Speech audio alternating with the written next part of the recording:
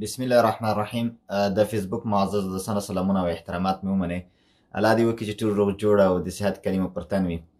ملګرو، تېر درسي لیکچر کې موږ مخارج د لسان یا د ژبې مخارج په دوو برخو وویشل، ځکه چې هغه لس مخارج و. حجم د ویډیو زیاتېدو په دوو برخو، لومړنۍ برخه او دویمه برخه. نن به په دویمې برخې باندې خبرې کوو.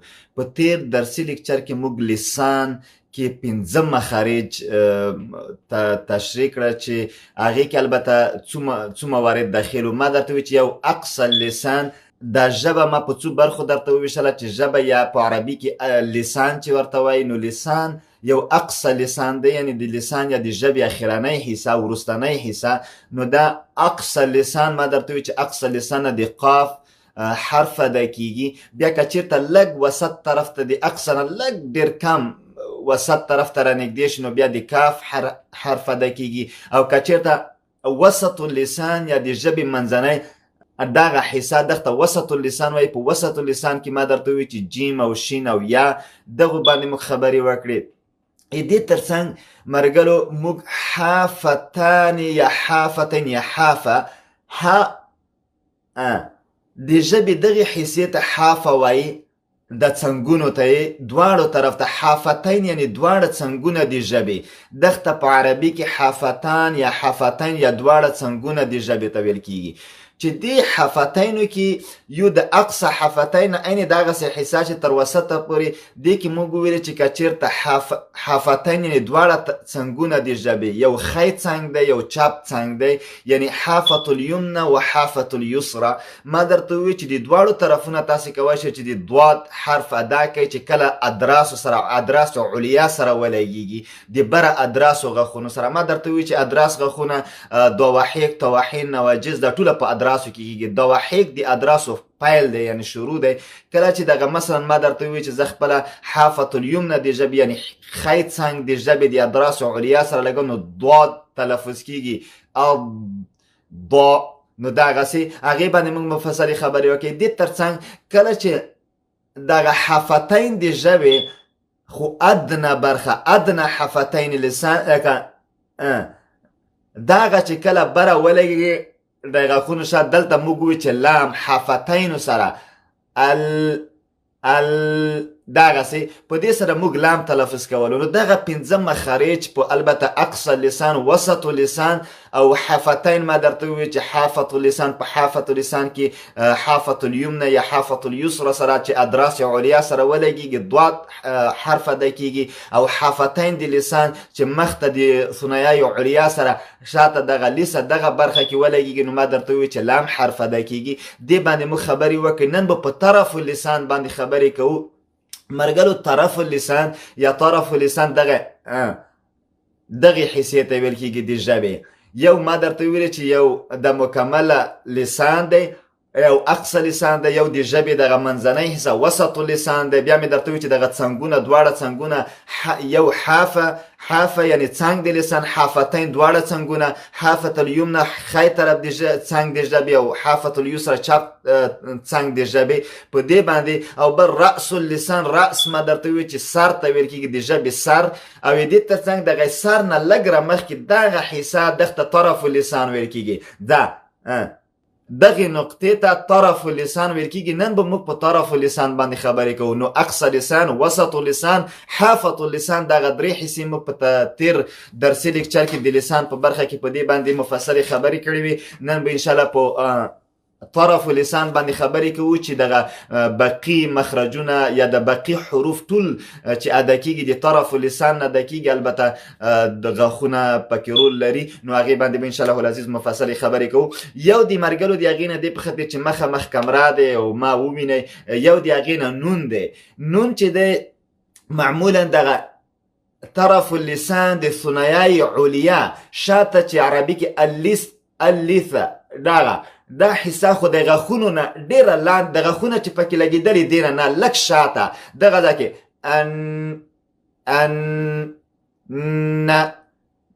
نو چې تقریبا غنام کېږي، ځکه خیشون کې نسبتا مواز راوځي. خو دغه طرف اللسان د ثنیای علیا شاته په لیسه حصه کې چې کله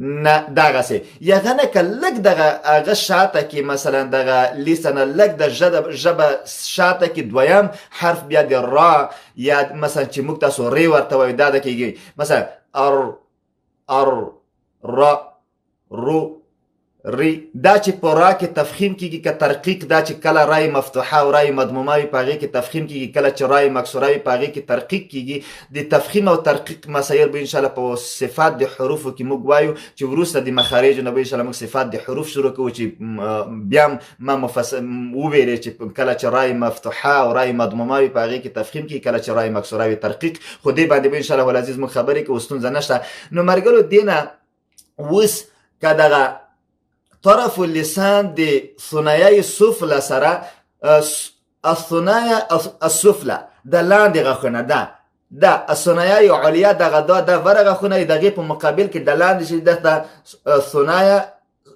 ثنایه سفله ویل کېږي دغه ته لاندې غاښونه کله چې دغه لاندې د غاښونو شاته دغه ژبې طرف د ژبې ولګېږي نو دغه نه درې حروف ادا کېدی شي سوات او زی او سین داسې ژبه به بره نه لګوي لاندې به پاتې کوي اس سین او مثلا یا سواد به څنګه نسبتا به یې ډک وایي تفخیم به کوي اس مثلا صاد سین اس د ژبه بره جګېږي نه اس من السما کوئ من الصابرين سا نو فرق کوي همدې ته د زیم همدې نه کوي از دغه ټولو ته صفیر هم وایي صفیر په دا معنی چې د مرغیو لکه دغه مثلا د یو رقم توازونه د غومبسې مدازه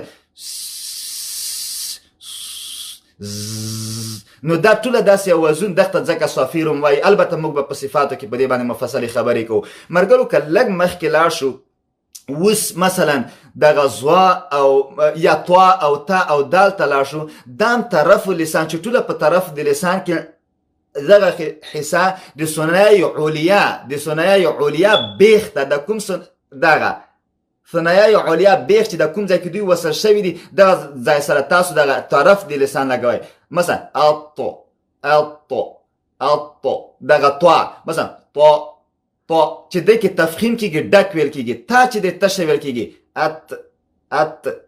ات وګوره د طوا سره څومره فرق دی اتو مثلا ډک ویل کېږي او تا تشه ات دغسې او دال کیم طبعا قلقله کېږي لږ ټکان خوري اد خو کله چې طرف لسان د ثنایه علیا په بیخ سره ورسته شي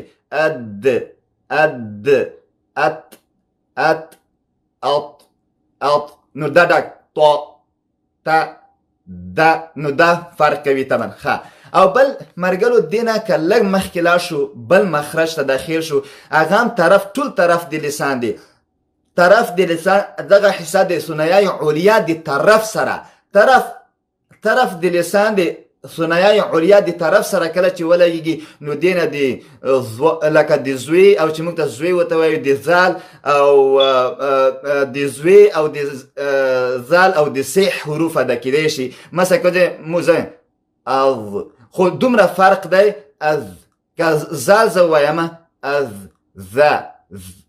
ذا مثلا که وګوره سین لاندې دی علیا د بره ثنایه علیا نه دی بلکې ثنایه سفلا دی اس دې کې س کې څنګه وایو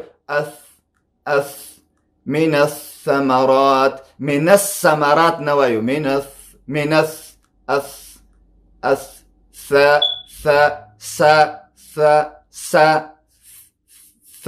څومره فرق کوي از زال او زوا څنګه وایو ډک وایو من الظالمین من الظا داسې نه دا تقریبا داسې دی زوام داسې دی لکه زال مفخمه لکه زال کې چې تفخیم وشي نو دا مرګلو هغه حروف دي چې نن به انشاءالله په دې باندې مفصلې خبرې کوو د دې کمرې تر مخ مې ځکه دا درته وویلې چې تاسو ووینئ چې زه څنګه تلفظ کوم نو انشاءالله په دې کې ستونزه نشته حرف ضاد چې موږ بل درسي لیکچر کې په هغې باندې خبرې وکړې چې ما درته وویل چې عربي ژبه د ضاد په حرف باندې مسمه شوي هغې کې لږه ستونزې وي انشاءالله چې په ننني حروفو کې دومره ستونزه نه لیدل کیږي.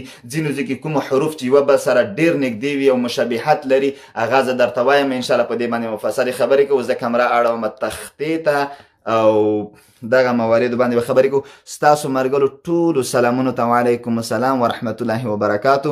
بیا مرګلو که چیرته د درس اړوند کومه پوښتنه وه زه مو خدمت کې یم او زه مو انشاءالله چې اړوند کمنټونه ګورم.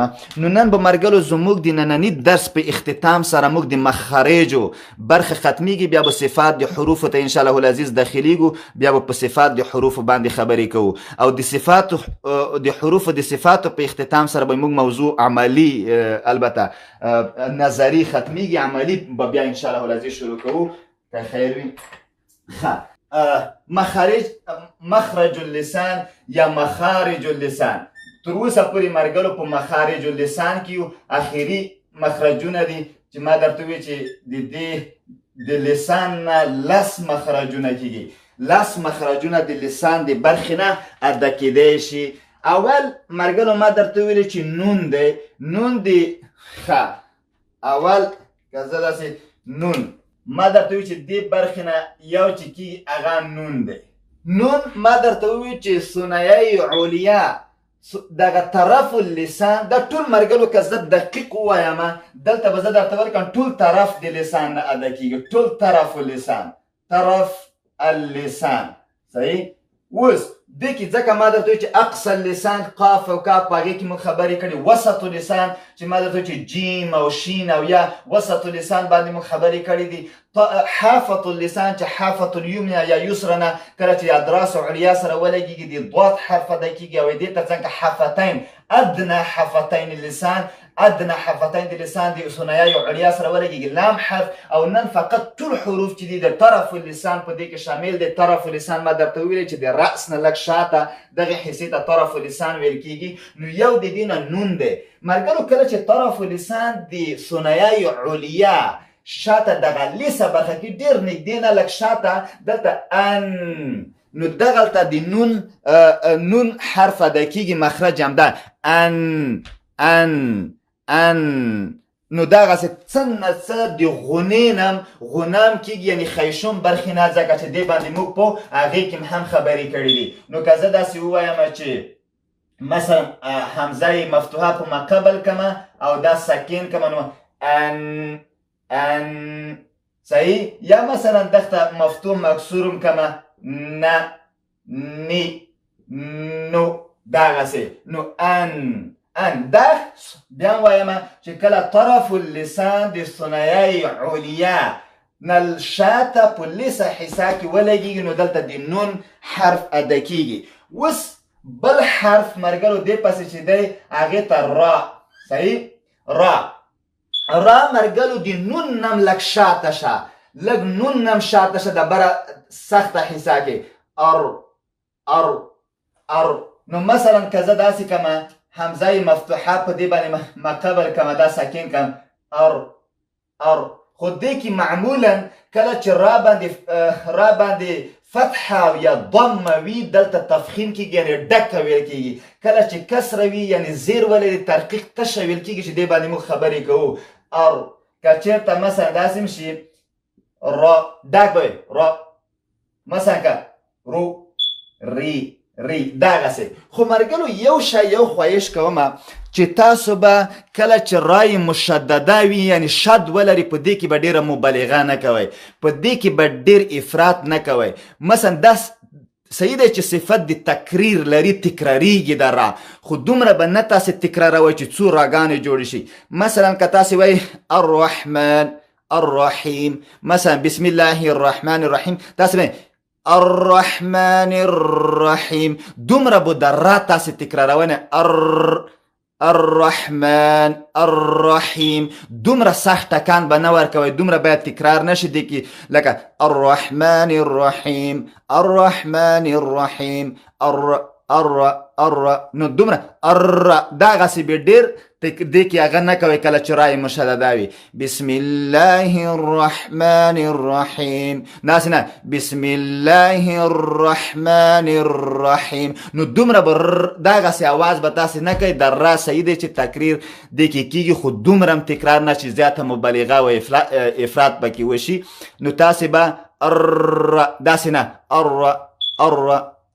دغسې. نو مرګلو را دې کې کومې ستونزې نشته الحمدلله. موږ را او نون دا صحیح تلفظ کوی شو. دا ډېره د تشویش وړ خبره نه ده. اوس راځو یو درې نور حرفونو نه چې د بل مخرج نه ادا کېږي هغه. اوس که زه ووایم بل مخرج نه سین صحیح سین او زی حرف او چې موږ تاسو زی او سواد دا تقریبا درې واړه زی. دا کې انشاءالله چې ستونزه نشته.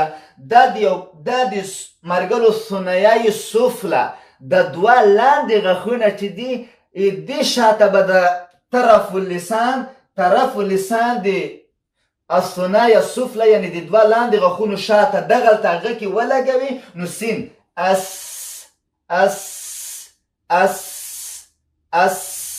صحیح دی. مثلا اس دغسې ډېر اسان دی. اس خاص دغه طرف اللسان به د الثنیه سفله سره د لاندې غاښونو شاته دلته ولګوه. اس ډېر اسان. که زه وایم چې مثلا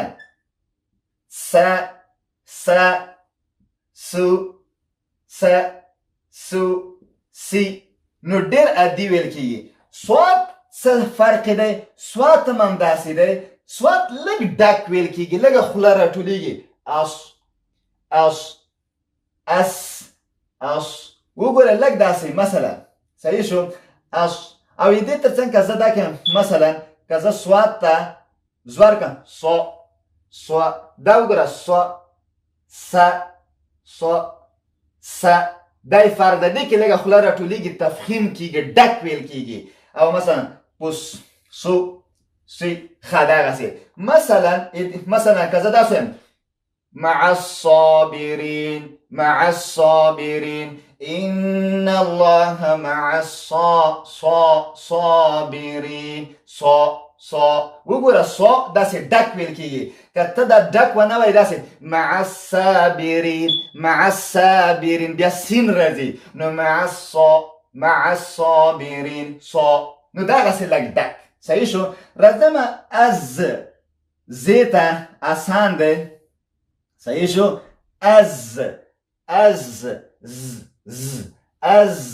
صحیح شو. همداسې که دا زو زی صحیح ډېر اسان دی. دغته صافیرم وایي. دا به انشاءالله په صفاتو کې موږ بیا په دې باندې خبرې کوو. دې کې به انشاءالله چې کومه ستونزه نه وي. او ډېر ښه دغسې دی سید افغان صاحب بالکل. را تفخیم او ترقیق موږ ویلي وو. نو اس که په سین سره اس لږ سوا سره ډک مثلا سو او نو دا ډېر واضح دي. دې کې کومه ستونزه نشته. مرګلو خاص تاسې د سین او سواد ترمنځ لږ جنجال شته ډېر نه. دومره وایمه چې سین تش وایي او د سواد ډک. مثلا من السماء که چېرته مثلا که سواد غوانته اوس سواد کمه من السماء لکه الصبر داسې به نه وایي الصبر مثلا الصبر دا به لږ ډک وایي. مثلا وأنزلنا من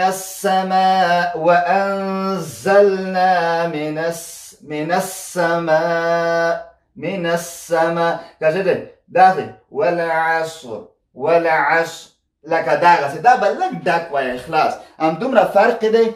دې نه سوا نور فرق نشته د سین او سواد ترمنځ. او اسان هم دی انشاءالله. دې کې به کوم مشکل نه وي. ښه اوس بل مهم مخرج ته چې داخلیږو هغې کې ځینې توپیرونه دي. هغې باندې باید خبرې وکړو. هغه دي زه به دا مرکر چینج کړم یو بل مرکر.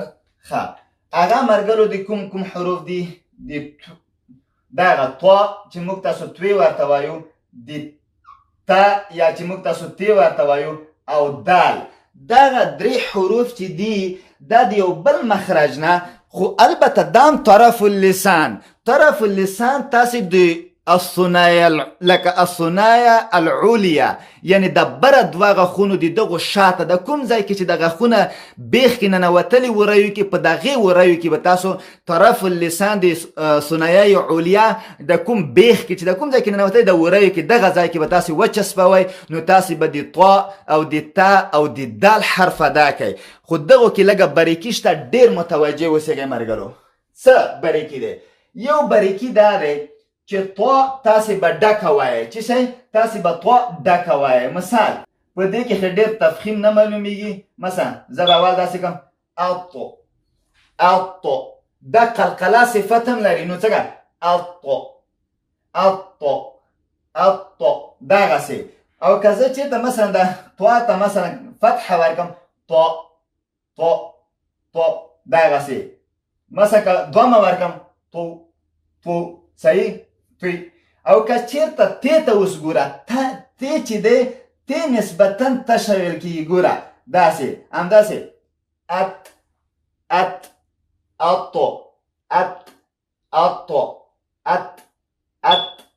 ات ډېر صحیح مثلا که دغسې د طرف اللسان د ثنایای علیا شاته د بیخي وجه تو تی صحیح ان الشیطان شیطان بنوی شیطان نه بیا تی کیږي صحیح شو اوس که دال ته راشم دال دام قلقله لري ده اد چې صحیح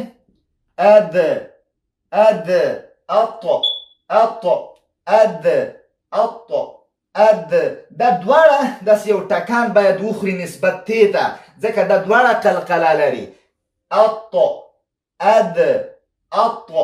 اد فکر منه داسې باید مثلا قل هو الله احد الله الصمد نو د دال به یو ټکان شاته خوري الله الصمد داسې به نه وایي چې الله صمد دا غلط دی داسې باید یو دال یو ټکان وخوري الله الصمد لم یلد نو دا دال چې دی دا باید یو ټکان وخوري دا ډیره مهمه دی دا انشاءالله په صفات د حروفو کې موږ په دې باندې خبرې کوو اوس که دلته د دو دی مرګرو بیا هم دا خبره اوس دې کې دال مشکل نشته دال خو ما درته ویلې چې دال کې دومره کوئ چې دال قلقله لري اخیر کې لږ ټکان ورکوئ مثلا تاسې ما لکه قل هو الله ما درته وی احد الله الصمد لم یلد نو دا دال دغسې دا دو دی دا دومره سخت نه دی او تام سخته نه دی تا تشر کې تو تی دغسې تو تی صحیح دی ډېر آسان دی مثلا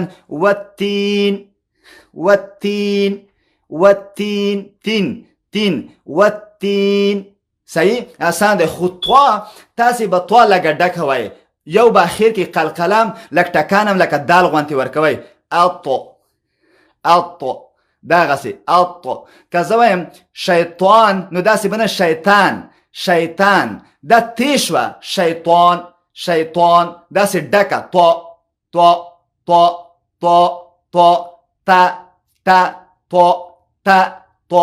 تا څومره فرق کوي مرګلو نو تاسې به د تی غوندې طا به د تی غوندې نه وایي تا غوندې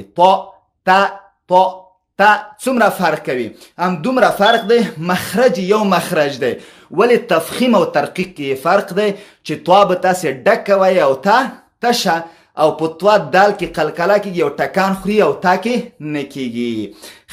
نو دا مهمه خبره ده مرګرو چې تاسو مثلا چېرته قرآن عظیم شان تلاوت کوئ تاسې پوه شئ باید چې چېرته مثلا طوا د تا غوندې او تا د طوا غوندې ونه وایې نو مثلا دا بیا معنی کې هم ځینې مواردو کې فرق راځي. نو دا ډېره باریکي لري.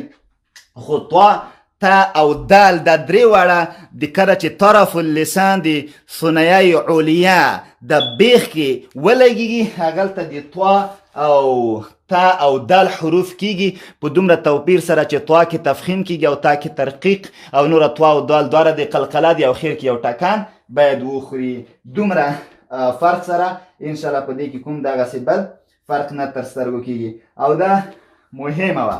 بل ته اخیری ته مرګلو راځمه چې اوسه پورې نون را لکه دا د دوه یو مخرج دوه مخرجونه درې مخرجونه څلور مخرجونه او پنځم مخرج باندې چې اخیرنی مخرج د پنځه مخرجونه موږ پرون ویلي وو او پنځه مخرجونه چې نن خلاص کړو انشاءالله د لاس مخارج د لسان د برخې نه د ژبې نه کېږي. د دې په ختمېدو سره به زموږ د مخارجو لړۍ هم خلاصېږي. بیا به انشاءالله صفات د حروفو ته داخلېږو. مرګلو اوس زوی یا زوا چې زوی یا موږ تاسو چې زوی ورته زوا یا مثلا زل یا سا یا سی چې موږ تاسو په دې باندې به خبرې کوو. مرګلو دا زوی یا زوا صحیح شو په دې باندې او دې تر څنګ زال باندې او دې تر څنګ سا یا سی باندې صحیح شو. دې کې لږه باریکي شته باریکي لري. دې ته باید دقیق متوجه شو.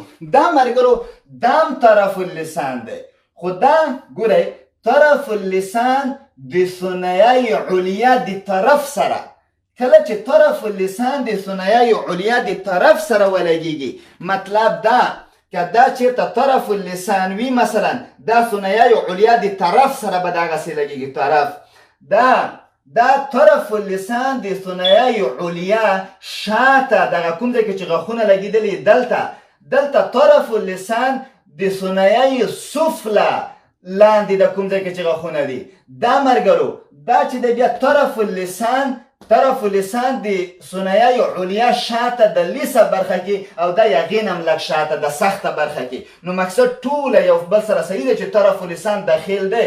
طرف اللسان د ثنیه علیا شاته په لیسه برخه کې طرف اللسان د ثنیه علیا د لیسه نه لږ شاته په د سخته برخه کې ژبه نسبتا راټولیږي. طرف اللسان د ثنیه سفله شاته طرف اللسان د ثنیه علیا د کوم ځای بیخ د غاښونو بیخ دغه ځای کې طرف اللسان د ثنیه علیا طرف سره طرف اللسان على طرف الثنايا العليا. نو مقصد دا چې دې کې باید موږ تاسو دې ټکي ته دقیق اوسئ چې دلته په زوا او زال او ثا په دې کې طرف اللسان د طرف د ثنیه علیا سره باید ولګېږي چې تر څو دا دقیق تلفظ شي. مثلا دې کې مرګلو یو زوا دی دام ډکه ویل کېږي. دام د تفخیم صفت لري لکه څنګه چې طوا ډکه ویل کېږي لکه څنګه چې مثلا سواد ډک ویل کېدو همداسې زوام ډکه ویل کېږي. صحیح شو. نو دا یو ډېره اسانه طریقه خو یو دا شو چې ډکه ویل کېږي موږ پوهېږو چې چې ډکه ویل کېږي بیا نو اسانه دی. نو اوس دا مثلا ظا که فکر دی وي ما به د دوات په حرف کې وي چې دا زوا غوندې تلفظ نه کوي چې ځینې ولا ظالین که چېرته ځکه دا زوا داسې اواز د زوات چې زوات یا دوات موږ دا شی نه لرو په عربي ژبه کې. نو چې نه لرو تاسې د زوا سره مشابه نه کوي دا بیا د نه زوا کېږي. نو زوات نشه هغه ولا ضاد د زوا سره باید مخالطه نشي دې کې غلط را نشي. صحیح شو. نو دا به څنګه مثلا الظالم من الظالم مع الظالم لکه ظالم ظالم چی شي دا به نسبتا ډک وایي. یا مثلا زه دا مفتوحه کمه دغسې لږ ډک ذی دغسې. اوس د زال چې دی مرګلو زال دا د زا غوندې ونه وایي. زا چې دی دا د ثنایه سفلا سره کیږي او دا ثنایه علیا سره. وګوره سفله لاندې یعنی لاندې دوه غاښونو سره او دا د بره غاښونو سره څومره مخرج کې فرق لري. نو خدای دې وکړي چې تاسې د زال د زی غوندې ونه وایي. نو دا مثلا از صحیح. که زه دلته ووایم مثلا از إلا الذين الذي دغسې از نو دا څومره فرق کوي مرګلو. از صحیح. او مثلا ذو ذی دغسې. او یا ثا مثلا ثنایه علیا الثنایه داسې نه چې الثنایه سین غوندې الثنایه دا څومره فرق کوي. من الثمرات اللثه دغسې. نو دا به موږ وایو څنګه او یا سا چې شی یا سو یا سی. نو وګوره سی دا ډېر فرق لري مرګلو د دې چې سین غوندې تاسې ونه من الثمرات څومره فرق کوي. نو مثلا ځکه دې کې ووایم دغسې خبره. زه دلته ولیکم چې اسمون ما مخکې هم درته دا کار اسم نوم ته وایي. اسمون سین ثنایه سفله سره اسمون. که چېرته دا زه سا کمه مثلا داسې شي اسمون. دا اسمون بیا ګناه ته وایي. اسم نوم ته وایي. څومره فرق کوي. اسمون اسمون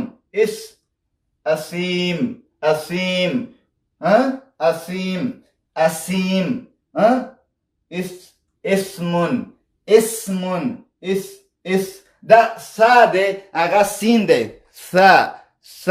نو مطلب د سین سره ډېر لوی فرق لري. دا مرګلو دا ډېر مهم دی. مطلب مې دا دی چې تاسو د یو حرف په ځای باندې بل حرف ادا نه کوئ.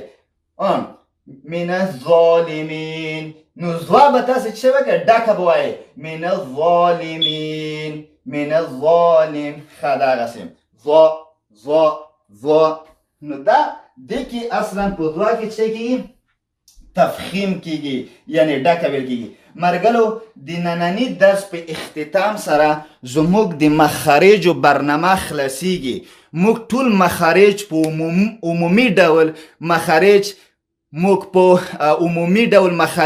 په 5 ډولو وویشل چې یو کې مثلا ما درته چې حلق مخرج الحلق یا د ستوني مخرج دی چې مخرج کې آفرین لکه ثم لکه خدای پاک كيف تكفرون بالله وكنتم أمواتا فأحياكم ثم يميتكم ثم يحييكم ثم إليه قول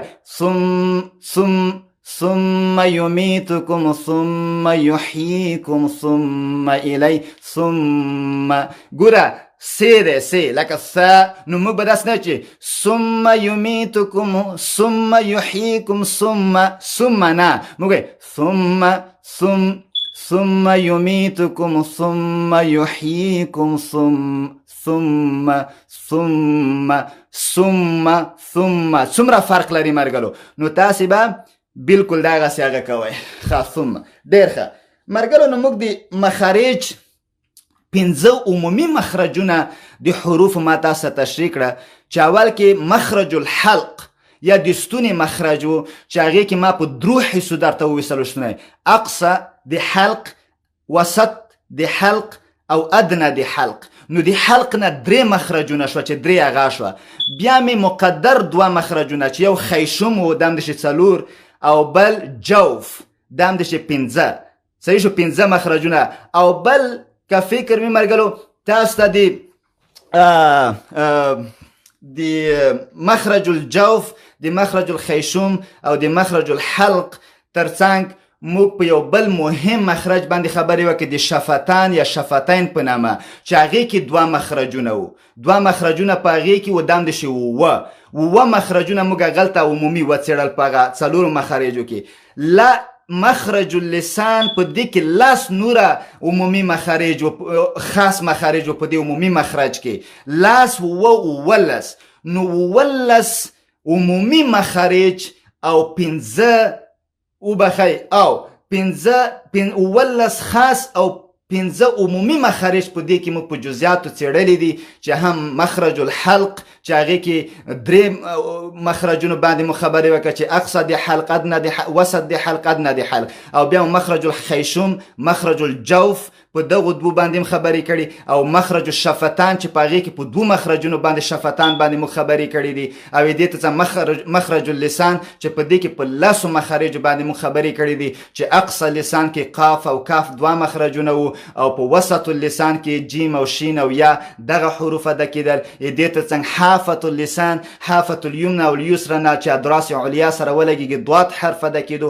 او حافتین، ادنى حافتین د لسان هغې چې کله ثنایه علیا سره ولګي د لام حرف ادا کېدو. دغه 15 مخرجونه په مخارج اللسان کې موږ تیر درسي لیکچر کې خبرې وکړې، او نن دغه نون مې درته ویله چې نون کله طرف اللسان د ثنایه علیا شاته لیسه حصه کې ولګېږي، نو نون ادا کېږي. کله چې لږ شاته شي را ادا کېږي، دوه مخرجونه دا شوه، سین صاد او زې مې درته ویل چې کله طرف اللسان د الثنایه السفله د لاندې دغه غاښونو دغلته ولګېږي، نو دلته سین او صاد یا ز حرف ادا کېږي، او طا او تا او دال. دا مې درته ویل چې کله ثنایه دغه طرف اللسان د ثنایه علیا د کوم غاښونو بیخ کې ولګېږي، دلته د طا او تا او دال حرف ادا کېږي. فرق مې درته وویلی. او دې ترڅنګ اخیرني درې حروف چې دي ظا او ذال او ثا په نامه دي، ما درته چې کله طرف اللسان د طرفو ثنایه علیا سره ولګېږي، دلته دغه درې حروف ادا کېږي. نو د نننۍ ورځې په اختتام سره زموږ درسي د مخارجو درس برخه خلاصیږي. راتلونکي کې موږ به صفات د حروفو باندې مفصلې خبرې کوو، او یو دغه مرګلو د تاسو د هغه دپاره به زه دغه هغه ولیکمه دغه غاښونه. نو خدای دې وکړي چې دې باندې پوه شئ. غاښونه الاسنان په عربي کې غاښونو ته الاسنان، اسنان غاښونه، صحیح شو. دا به هم درته ولیکمه چې بیا درته درناغه نه شي. د 22 غاښونه چې دي 42، صحیح شو. دا به زه ته هغې کومه تقسیم کومه د عربي ژبې د اصولو مطابق چې دغو ته څه ویل کېږي، ځکه تاسې باید ورسره پوه شئ. زه ثنایه علیا او سفله د نومونه اخلم، دې سره باید تاسې بلد وئ، صحیح شو. مرګلو یو چې دی الثنایه دا څلور وبخئ مرګلو که خفه کېږئ نه، زه به د بره برخه لږه دغلته به دا غږمه، دا مثالونه به زه غږمه چې د تاسو ته ښه معلوم شي، صحیح دی. زه به دلته ولیکمه اسنان غاښونه، صحیح شو. الاسنان، صحیح شو. غاښونه دا 22 غاښونه چې دي، تاسو آینده دپاره په درته خوري. یو دی نه مثلا الثنایه، صحیح. الثنایه دا څلور غاښونه دي، صحیح شو. څلور غاښونه دي. دوه الثنایه العلیا یعنی د بره دوه غاښونه دي د مخامخ، دغه دوه غاښونه سفله لاندې دي. نو علیا، الثنایه العلیا دا معنی چې فوق د بره، او سفله دا معنی چې تحت لاندې. ان المنافقین فی الدرک اسفل من النار. نو سفله تحت لاندې ته وایي، صحیح شو. لاندې د دوه ثنایه غاښونه د ثنایه علیا چې دي د بره دوه غاښونه بره دي، سفله دوه الثنایه سفله د دوه لاندې، دا عموم کې څلور شو، صحیح شو. دغته څلور. او دویم مرګلو الرباعیات چې ځینې وایي چې الرباعیات د را باندې څه دی؟ فتحه دی. الرباعیات، صحیح شو. دا هم څلور غاښونه دي. دا څلور غاښونه دي چې دا غاښونه دوه د کله ثنایه، مثال که ثنایه نه د دوه یو ښي طرف یو چپ طرف، دغته الرباعیات دوه بره دي او دوه لاندې دي، دغته الرباعیات وایي. ما درته چې عربي کې الف لام خاصې ډېر راځي. الانیاب دام څلور غاښونه دي چې د رباعیاتو نه شاته شروع کېږي. صحیح شو؟ ثنایا صحیح شو؟ الرباعیات دوه، یو ښي طرف دی، ثنایا ښي چپ طرف ته بره او دوه لاندې. دغه انیاب الانیاب یا انیاب دا څلور دي چې دا د رباعیاتو نه شاته دوه بره ښي چپ طرف کې او دوه لاندې ښي چپ طرف د رباعیاتو کې.